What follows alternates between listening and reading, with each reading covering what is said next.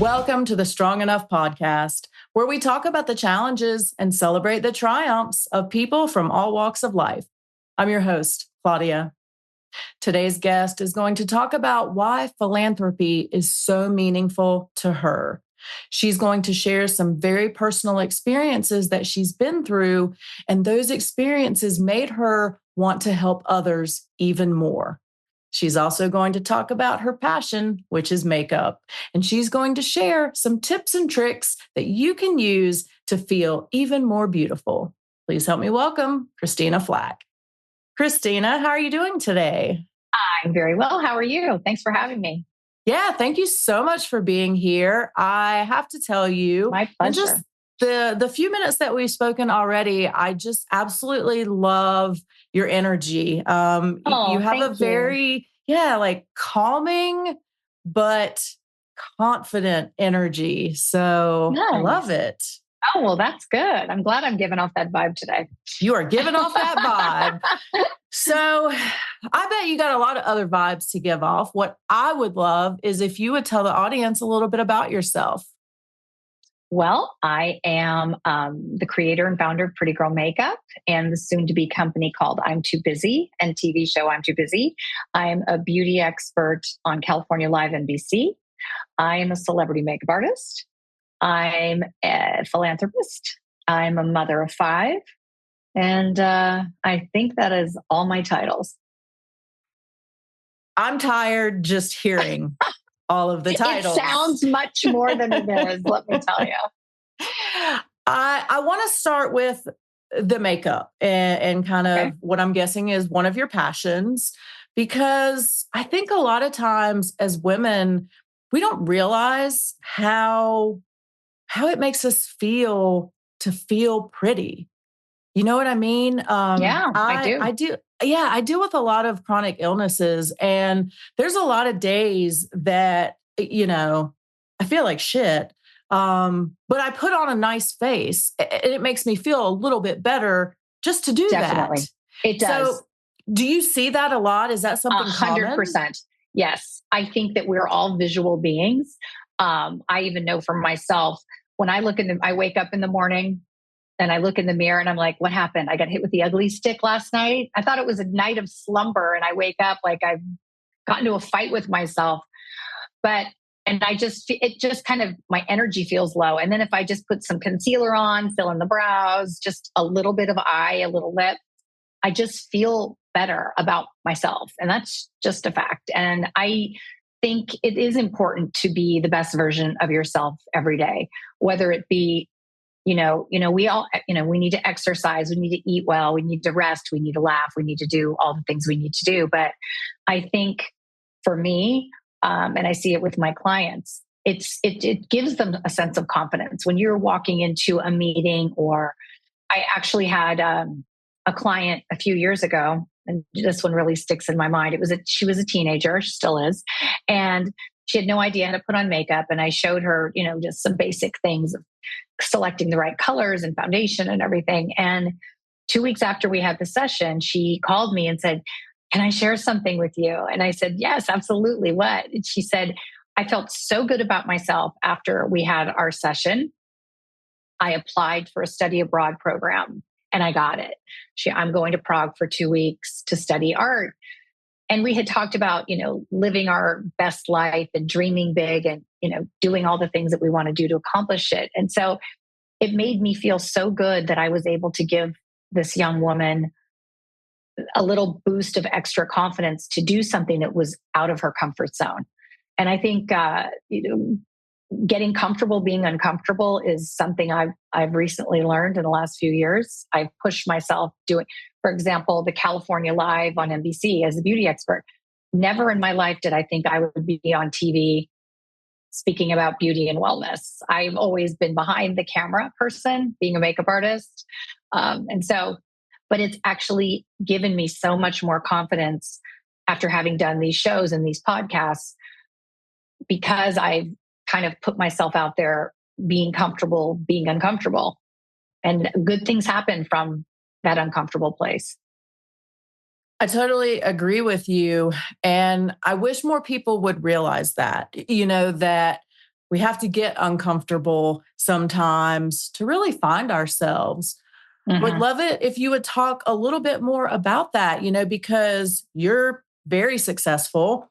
You didn't need to step in front of the camera per se, but it was an opportunity for you to do something different, and it's opened up a whole new world for you. So, knowing that, will you talk to those people who are still playing small and afraid to step outside? I think people are so afraid of failure and failing. And I don't feel that failure is something you should be. I like to remove that word. There's no failures in life if you're setting a goal and executing it. And I even like to remove the word trying, because I think it gives Mm. wiggle room to get out. So I think if you set a goal, decide what you're going to do and do it, I can promise you there's going to be bumps and learning lessons, but that's what it is. There's no failure. You have to enjoy the process.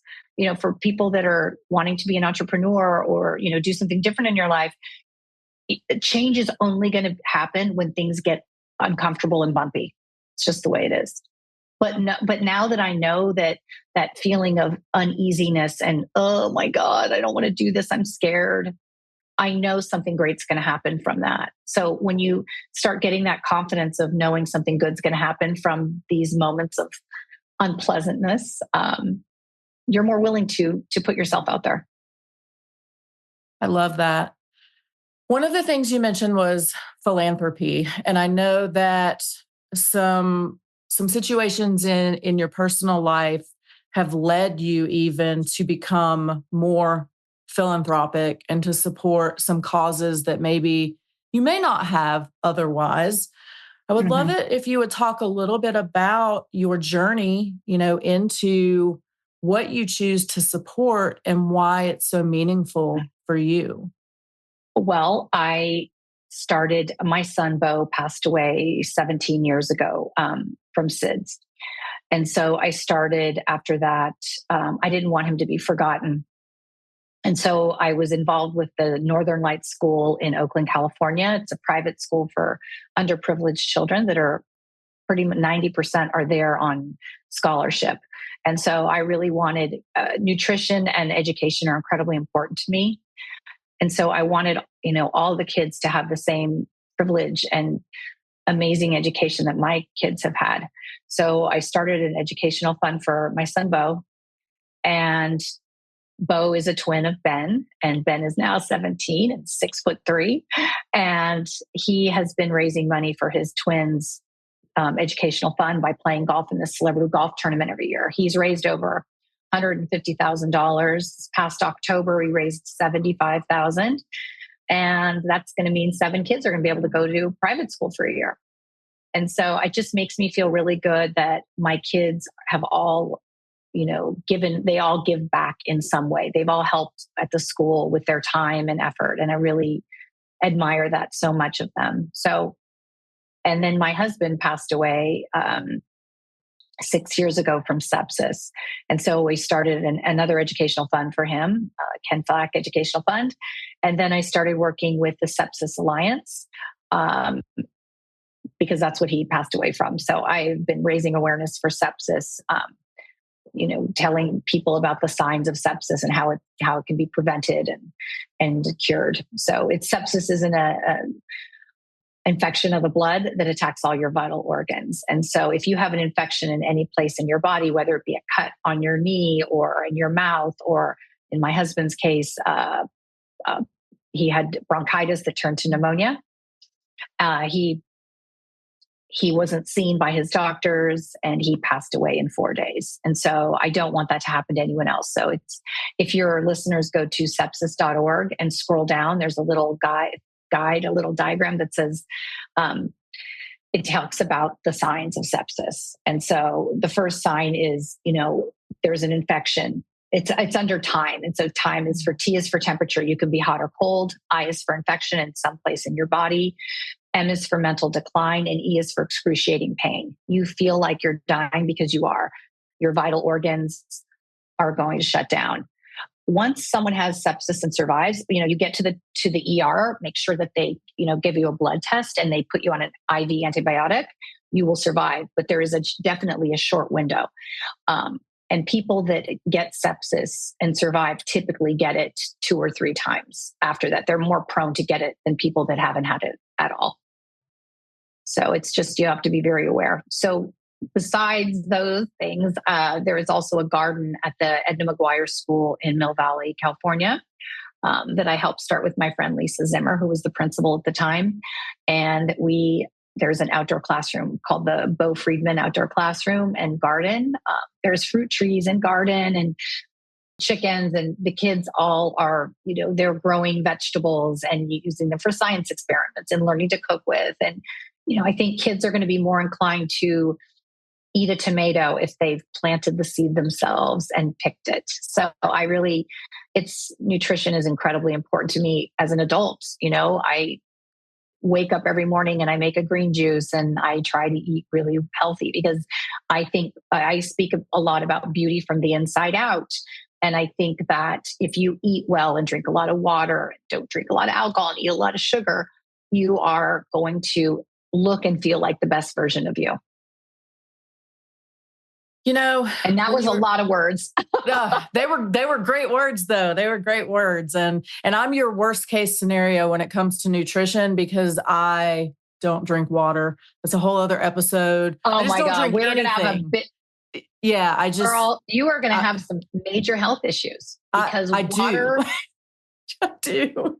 Then look, I walk around. You've just got to get one of these, and you probably don't like the way water tastes because it's Throw a tea bag in there. Get some flavor. Throw a piece of fruit. Give it a little bit of flavor. I put in these ginger packets I get from Trader Joe's. Mm-hmm. I put in like a green tea because it's anti-inflammatory. I'll put in a hibiscus tea. I put in a little bit of malic acid because that also helps with like kidney stones and stuff. I never get them, but my family does. So I want to prevent it. But drinking water, if you want to be healthy, you have to drink water because dehydration, your organs need water to flush themselves out. Your skin needs, everything. So I'm going to be on you now for the rest of your day. You just have to care. If you get in the habit, I just did a segment on this, a few months ago on NBC about spa water. So, everyone has a bunch of mason jars. Some people do, some people don't, but go buy some if you don't have any, buy a case. And what I do is like when my kids are around, I will fill them up with water. I'll throw some fresh mint in. I'll throw a little watermelon slice, whatever, squeeze in lemon, orange juice, whatever. And I've just gotten them in the habit. When you walk out the door, grab a water bottle. And because when you're in the car, think about how much you're in the car doing errands, picking up kids. You have nothing to do but listen to the music and drink your water. So that's a good place for you to do it because it's right there. I love the tea bag idea. I have to tell you, I've never heard that one before. So I'm a fan of that. I think you're going to like it. I'm going to give that a try. I think give it a try, but you're going to just notice your skin's going to be better. Your overall well-being will be much better. You've convinced me. So yay! I'm going to give this a try. My day is complete. Yeah, we're done here. We're done. So when you talked about your family, you've been through a lot, and I'm sure you've been through so much more than that, but it would be really easy to be angry and bitter and sad. And instead, you have taken those experiences and allowed them to give you a purpose, another purpose, I'll say, an additional purpose. So what in you made you able to do that, to not go the route of being bitter and angry and instead going the route of, let me help people, let me raise awareness, let me do these other things that are meaningful? My kids have been through enough. And if I'm a mess and unstable and angry and bitter, it's going to affect them. And they don't deserve that. And so it's my responsibility to. And I'm also not a person that's negative and depressed and sad. I get sad. I get angry and I get, bummed out, of course, but I always know that it's because of, am I hungry? Am I thirsty? Have I not worked out? Did I not get enough sleep? Those are my triggers for feeling not so great about life. So I really try to avoid those things. And when I start feeling like that, I'm like, okay, what do I need to do to feel good? Also, learning to self-soothe. And what does that mean? Self-soothing to me is like, okay, knowing yourself to know, like, sometimes I just need to shut the computer, go for a walk, go to the mall, go get my nails done, do anything other than what I'm doing. Sometimes you just need to shut the day down and go to bed or go watch Netflix. Do something that makes you feel good. I will go buy myself some flowers sometimes. And I make sure that like my surroundings are beautiful. I like having candles lit. I like having fresh flowers. I like fresh air. I like keeping things tidy and organized because, I work out of my house when I'm not on set. And so I don't want to be somewhere that's messy and unorganized because it feels chaotic to me. And that's just not a good feeling. So I know that's something that I don't particularly like. So that's another thing I do. So I think when you really start knowing yourself and knowing what brings you joy and having people around you that make you laugh and smile and love you and that are not causing a bunch of havoc, that's important too. What would you say to somebody who doesn't understand the difference between, having moments? It's okay to be sad, like you said, and it's okay to have that moment of I'm shutting the laptop, I'm going into my quiet place, whatever it is, and staying there. I think that's where a lot of people get stuck, is they stay there. Well, it's a choice. I find that to be a choice, and it's not a choice I'm willing to make. I think it's incredibly selfish because it affects other people. Mm-hmm. And then I also think, I remember I was on a hike one day up in the hills when I needed a moment, and I could hear my husband saying to me, he did not like seeing me sad, looking down from up there, seeing me sad and depressed. So then I thought, well, I'm really not honoring him or my son or my other angels up there, that I'm just angry and bitter and not happy and not having love and laughter and joy in my life. So I don't think some people feel, death is such an odd thing. I think as Americans, we don't, it's always if someone's going to die. It's not an if, it's a when. And I think it's important when you love someone, let them know and don't mess around. Don't waste time with, oh, I'll see that person later. I tell everyone I love them every day, because I've had so many instances where my people have died unexpectedly. So I don't want anyone to ever feel that they didn't know that I love them. And, I think happiness is a choice. I choose to be happy. I choose to help others. I choose to be positive because no one's going to want to be around someone that's negative and angry. And sometimes I fake it. I fake it a lot sometimes. Even if I'm not feeling it, I fake it till it feels right. And then it feels better. But definitely, I think helping others is something that you can choose to do. There's always someone worse off than you. We always think, oh, my life's the worst, right? No, there's always someone with a much more horrific story. So I really feel that helping others makes me feel better. You mentioned it's a choice, and I totally agree with you on that. And I don't understand why sometimes people make the choice to stay in the sad, angry phase versus making the choice. It's kind of like the whole smile and frown thing where I don't remember the number, but it takes more muscles to frown than it does to smile or something. Right.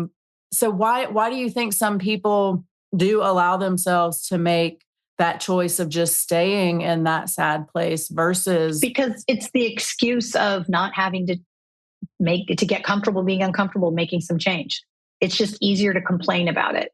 But, no one wants to hear that. No one wants to be around that. And I just think you've got this life, live it to the fullest. What brings you joy? What brings you happiness? What are you passionate about? Figure that out and start doing it. And there's no wrong choices. I think it's absurd to stay in unhealthy relationships for the kids. Show your kids a healthy, happy relationship. So then they will emulate a healthy, happy relationship. If they don't see you having it, they're not going to have it. Do it for your children. Taking the time, make it, for your kids to see that you're reading books, that you're not constantly texting on the phone, that you exercise, that that you eat well. Showing them, not saying it, set the example. And it is a big deal. You mentioned that all of your kids also are philanthropic. And I love that because I feel like we view that next generation wholly as a bit selfish, Right. a bit self-absorbed and, focused within. So what have you done differently so that your kids are so willing and want to give to others? I think because they've been doing it since they were so young. Like, for example, we did a teddy bear tea one Christmas at the Northern Lights School, and my kids all came and with their cousins, and they were there with all these kids, and they enjoyed it so much. It's just something that they do.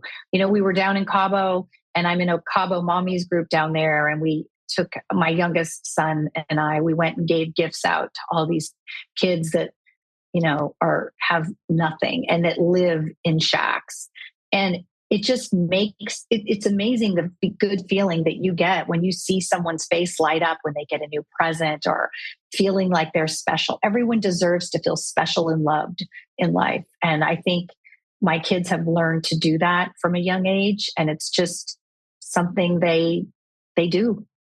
And it doesn't even have to be with an organization. They can do it with their family and friends. I mean, right. My daughter right now is with one of my friends, her aunt, and she's on hospice. And my daughter is there for the week helping her. And I just think, like, what a beautiful quality that she's willing to give of herself to make someone else feel better during a difficult time. That's a tough one. That's a tough one for adults. So to have a young adult be so willing to do that and step into that space, what benefits is she going to see from that going forward? What have you instilled in her that doing this hard thing is going to show her 20 years from now? I think it's going to show them that giving of one's time and effort and love makes such a huge difference to someone else, because sometimes all we need is one person to make us smile or feel good, and it makes a huge difference. So why wouldn't you do that? I just think it's just the right thing to do. I want to talk about work for a minute. Okay, let's do. And you lit up so much when I said that. What led you to makeup? What made you feel like this was the place that you were meant to be and was something that you wanted to do professionally? It's so interesting how I stumbled upon this career. I really didn't expect to do this. I didn't even know it was really a job, being a makeup artist. I didn't know what it was, but I worked. I remember my mom had a stage 4 brain cancer, and she'd lost her hair and her skin was discolored, and she was going out with my father. And I said to her, "Oh, Mom, let me do your makeup and get you ready to go on your date." And she didn't have a lot of makeup and I didn't have a lot of skills, but we managed to make her look and feel like her old self. And it made such a difference. With cancer patients, when they just they feel worse because they look in the mirror and they're like, "Oh my God, I look awful," which means I guess I feel awful. It's a terrible cycle. So I started working. I did that on my mom. I worked on my cousins, my friends. And then it went like to proms and weddings, and then, working with different photographers. And then I was very blessed to have enough images together I have 3 agents now, and I got my first agent, and that's when things changed. I was able, getting one celebrity and then another. And, I get to travel. I love to travel. I love to meet new people. It's fun. It's exciting. It's always different. So days I'm not on a photo shoot, like today, I'm here in my office working, I'm working on a magazine article, you and I are chatting. So it's always different. My sister is an executive with Costco and she's amazing. She knows when she's going to work, when she's done. She knows when she's going on holiday. She knows all the things. I am like a gypsy. I have no idea when I'm going to work again. I have no idea about it. I don't know where I'm going, I don't know what I'm doing, but I'm okay with that because I'm used to it. But a lot of people, this would make a lot of people very uncomfortable not knowing when you work. I just always know, like, I ask the universe, please bring me a job if things are slow, or I'll book a flight somewhere. Because anytime I book a flight, I always get a call like, oh, so I cancel a lot of flights. But I just think it's super important to figure out what you love doing so much and then figure out how to get paid. Mm-hmm. I love doing what I do. It makes me so happy. It's fun to look on TV or look in a magazine and see one of my clients and see my work. I feel incredibly blessed and proud to see, my work that I do, and it's not just me. It's the lighting guy, it's the stylists, photographers, producer. I mean, there's so many people that you don't even realize are part of the team to do a 30-second commercial. I mean, it's shocking. There could be hundreds of people on set. Tyler Florence is one of my clients. We just did a Visa commercial. It was 2 days. It's going to be 30 seconds. And we worked really hard on it and we're all over the place. So it's a lot, but it's really interesting. Most people, generally speaking, their work has their name on it, per se. Right. Do you ever feel, when you do see those images or the commercials, do you ever get kind of like, well, I want my name to flash up there? Like, I made these people look good. I do feel like that sometimes. So I blast it out on social, like, oh, you want to know who did this? Me. It's true. It's really odd. There's always a photo credit for the photographer, but rarely for the makeup artist or the stylist.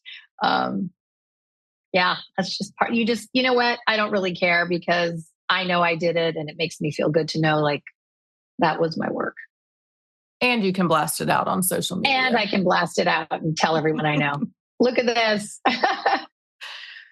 What would you say to somebody who is looking at, I want to do this. I love this. It's a passion of mine. I want to figure out how to make money at it. I don't really know what to do. Generally speaking, what advice would you give those people that don't want to do the corporate, just 9 to 5, knowing their schedule every day and knowing when holiday is and when it isn't? Speak to those people for a minute. Well, I think it's important to go ask for help. I mean, people are so much more willing to help than you think. I'm really blessed. Like, I get to have people in my chair that are experts in their field and I can ask them questions. And I think people are very willing to help. Go intern or go, ask if it's another makeup artist, can I assist you? And just making the first step. What do I need to do to get to execute this happening?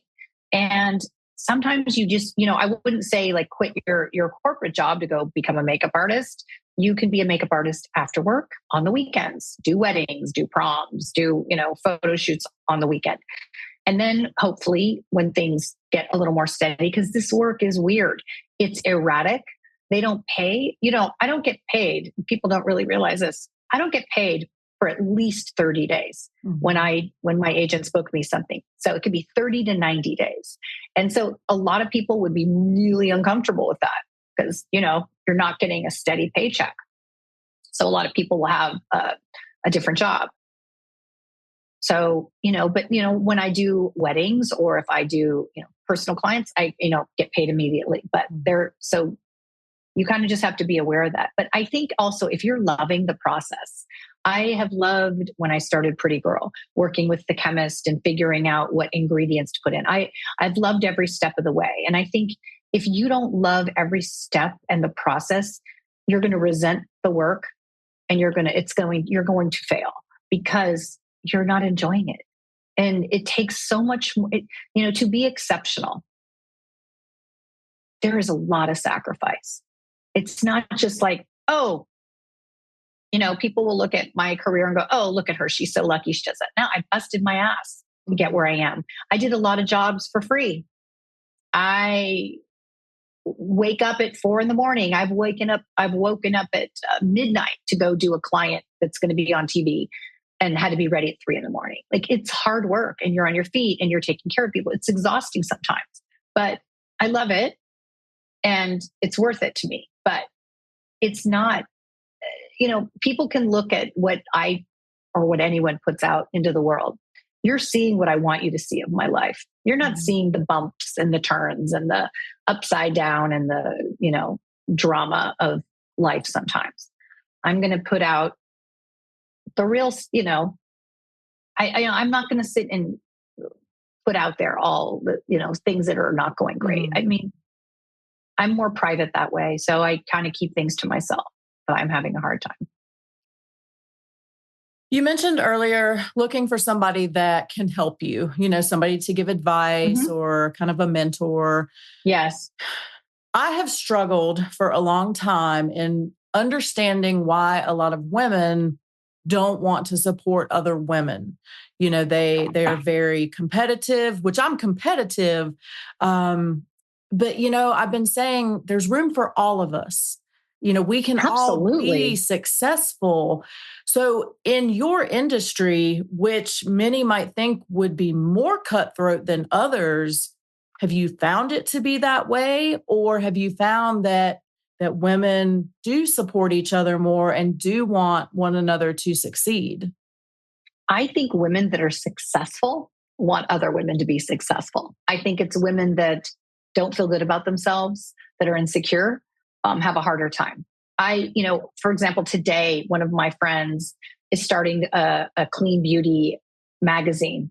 And she asked me to go to an event and she asked me to see if I could get her on California Live on NBC to do a segment. And I just said, of course, absolutely. I'll do whatever I can do to help you.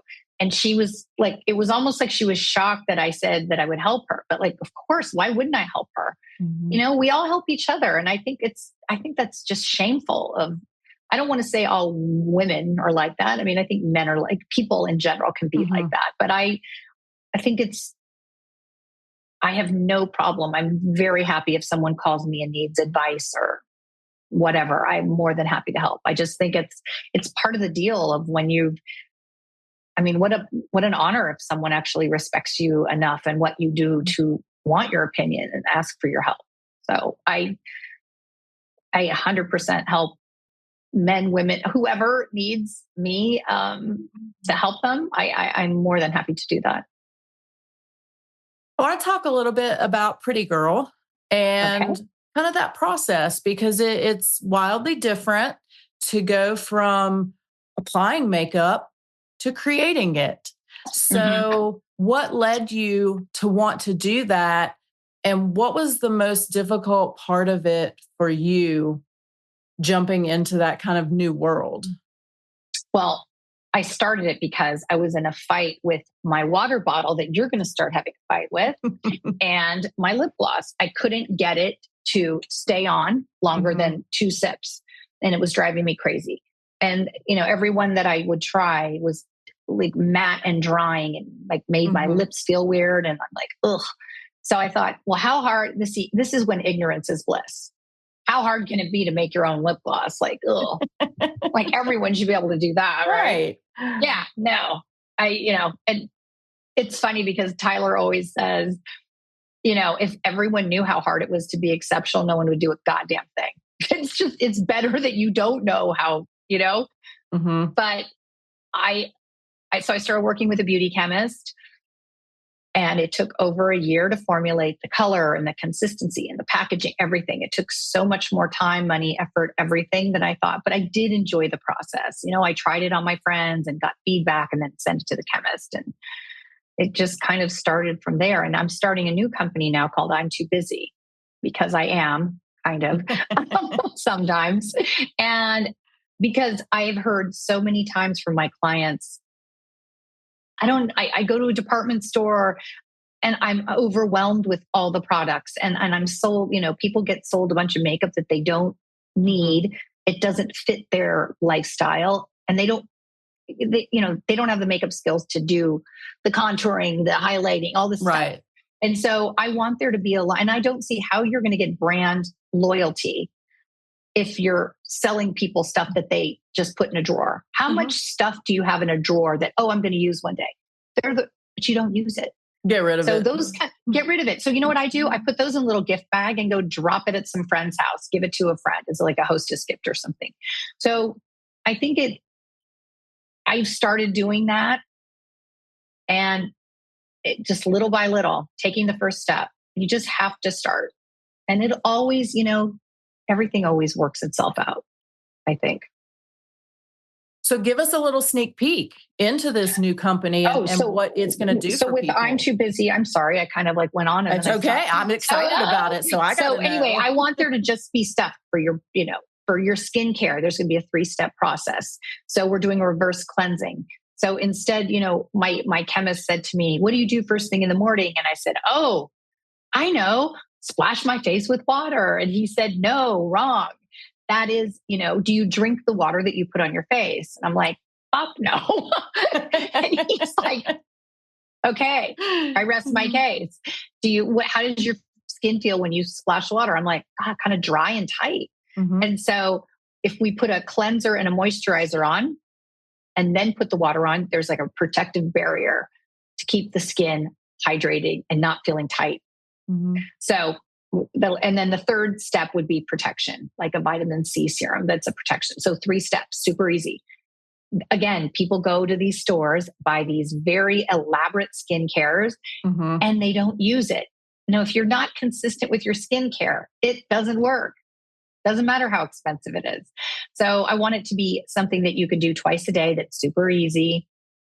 And for the makeup, I want there to be something for brows, concealer, some shadow, liner, mascara, cheek, and lip, the end. I don't want there to be tons and tons of things because I just want them all to go together. And I want people to look, if you go to ChristinaFlach.com and look at my portfolio, you'll see that all the faces look fresh, dewy skin, nice bright eyes, the brows are defined. But you don't really see, there's some pictures that are like crazy, colorful, makeup. But typically when I'm doing a photo shoot for lifestyle, it's just someone looking just fresh and dewy and nice bright eyes. And nothing's really sticking out because I don't want there to be going, ooh, blue eyeshadow, orange, yellow, green. I don't want that. I just want you to go, God, she looks pretty. And so when you're picking out a foundation, do you pick it lighter or do you get it darker? How do you I get asked that all the time. I have had people tell me, I match it with the inside of my arm, my hand, my foot. I've heard literally everything. And I'm like, wouldn't you think you just match it with your skin? Right. So you don't want it lighter. You don't want it darker. You want it to disappear. And that is the right color for the foundation and concealer. You just want it to disappear because that way it just looks really fresh and light. If it's too dark, you look dirty. Yes, you look dirty. And I don't know about you, but I'm all different colors. You know what I mean? Of course we are. My skin, my face is totally pale because, that's another one of my looks. It's like hat, glasses, sunscreen, protection, the whole thing. And, that's another thing. Sunscreen, 365 days of the year. I don't care if it's snowing, raining, whatever, you need it. Also, it's on the face, the neck, and the chest, and the hands. The hands show age. I was with my agent in Palm Springs. I will never forget. He's so funny, Jay. And we were having tea and he goes, see all these women around here? Look at their faces. I'm like, yeah, they look good. And he goes, yeah, now look at their hands. And I'm like, oh, the hands really can show some age. And they do. They are not forgiving, I would say. No, hands are not. So we actually do need to put sunscreen on the hands and we're, reapplying. I hear people, including my sons, they're the worst. They golf. They're outside all day. And I'm, at the beginning of the round, I'm like, do you put sunscreen on? Yeah. I go at the end of the, first 9 holes, second 9 holes, I'm like, reapply. And he's like, oh, I did it this morning. I'm like, it's gone. You sweat. Add some more. I'm like, I don't need you looking more wrinkled than me. Okay. Right. Right. When can we be on the lookout for I'm too busy? Well, I am looking right now for my investors. We are in the midst of that because I can't. American Express and I have kind of come to agreement that I'm not going to keep funding this company on my own. I can't compete against all these influencers, without it. So I'm hoping in the next 6 months to a year at the latest, but it's going to be soon. But I'm starting a new TV show that I'm hosting called I'm Too Busy. So I'm going to interview all the people that I work, the different people that I work with, and find out, what was your process like? Do you have balance in your life? Like, what steps did it take for you to get to be this successful? So I think it's going to be really fun and interesting. And, men and women, everyone's too busy. Everyone at least thinks they're too busy. Right. Right. Whether they really are. Yes. I think the title resonates with everybody. It definitely does. So I want to be on the lookout for that. Thank you. What is one thing, speaking to women who aren't comfortable with makeup, what is one thing that they could easily do that's not overwhelming that might make them feel just that much better? One simple step. Okay. Concealer underneath the eye and on the eyelid. Because there's always discoloration under the eye and on the eyelid. So if we can just even it out and get rid of like the little vein lines, that'll make a huge difference. And then following that up with filling in your brows. It is shocking how washed out we look without brows being defined. I think that's huge. And then just throwing a little mascara on brightens you up. Little lip, little cheek, and you're good to go. It doesn't need to be a big thing. It literally can take you 5 minutes or less to just. It can be easy. It can be super easy. Don't be afraid of it. Just try it. Q-tips are your friend. If you make a mistake, blend it out, wipe it off, try something new. We did a beauty dare challenge. And what that was, for the people that wore a lot of makeup, tone it down 5 notches. And for the people that wear very minimal or no makeup, take it up a few notches.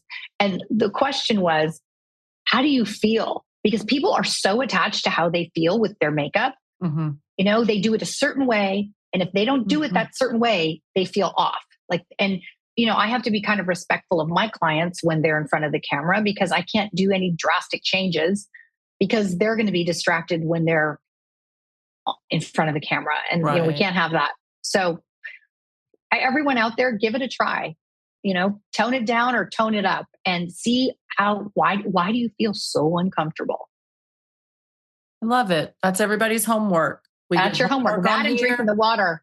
Yes, that's my homework. Water drink. That's yours. Well, Christina, before I let you go, I want us to take a quick turn, but we're going to keep having fun because we've been having fun with makeup here. But now we're going to have fun with permanent makeup. Per se. Okay. We're going to talk a little bit about tattoos.